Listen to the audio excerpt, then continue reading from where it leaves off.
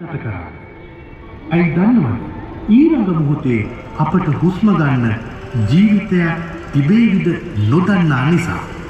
ඒ වගේම අපේ ආදරණීයයන් අපට මොන තත්පරේ අහිමි වේවිද නොදන්නා නිසා. බලන්න පින්වතුනි, චත්තටත් සිදුවෙන්නට යන්නේ අන්න ඒ වගේම ඊටාම ශෝචනීය සිදුවීමක්. බලන්න ඔය නරවැනි රූපරාමුව දෙස. මේ සේවකයන් වරින් නුඹ වෙත ආරංචිය විශ්වාසදායකද? නැතුව නුඹ හිතුවද මම මෙයා ආවට ගියට කටයුතු කරනවා කියලා? විශ්වාසයි පොළේ ආරංචිය.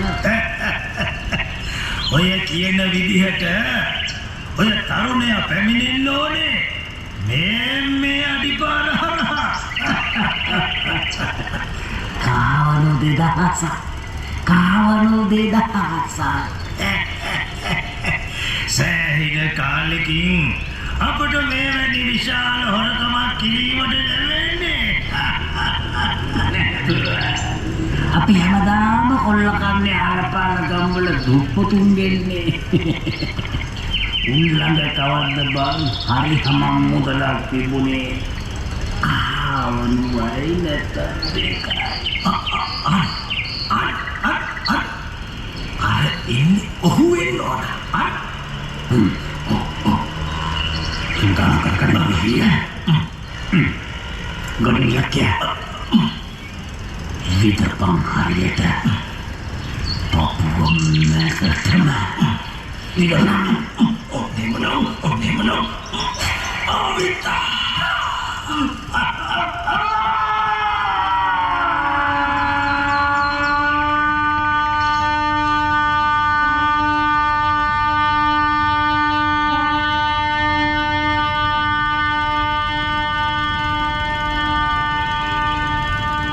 අනේ පින්වතුනි, බලන්න ඔය 10 වෙනි රූපරාමුව සිද්ධ වුණු මහා අපරාධයක තරම. චත්ත මානවකත්වයේ ගුරු පඬුරු වෙනුවෙන් ගෙන යමින් තිබූ කහවණු 2000 මංකොල්ල කන් ලැබුවා චත්ත මානවකව මරා දමා.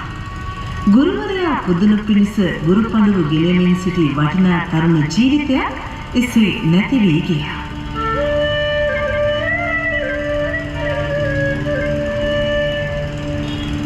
අරගනු පිනිස කහවණු 2000ම පුරා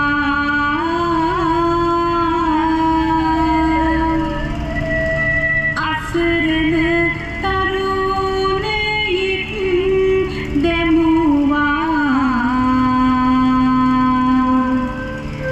මෙලෙස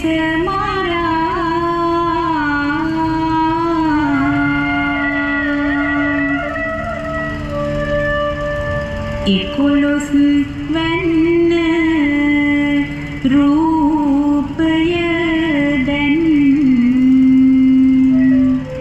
පිළින තුරා සංගවනු මෙනවි කඳුලැලි ඔබ දෙනෙත පුරා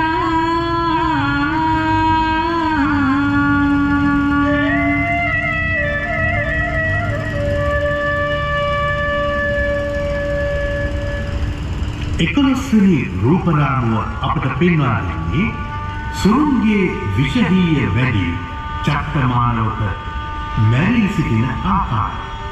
වස්තුව රැගෙන මංකොල්ලකරුවන් පලායන ආකාරයක් ඔබට 11 වන රූපරාමුවෙන් දැක බලා ගන්නට පුළුවන්. අසරණ චත්ත මානවකගේ මේ මරණය ආරංචි වුණා පින්වතුනි ඔහුගේ දෙමව්පියන්ට.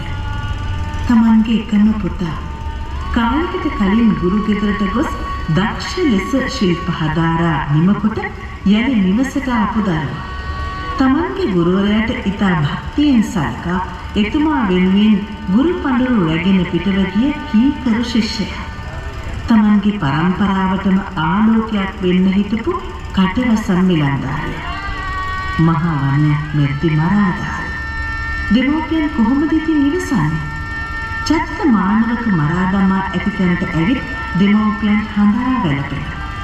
රන් කඳක් වගේ දරුවෙක් අහිමි වුණාම කොහොමද ඉවසන්නේ?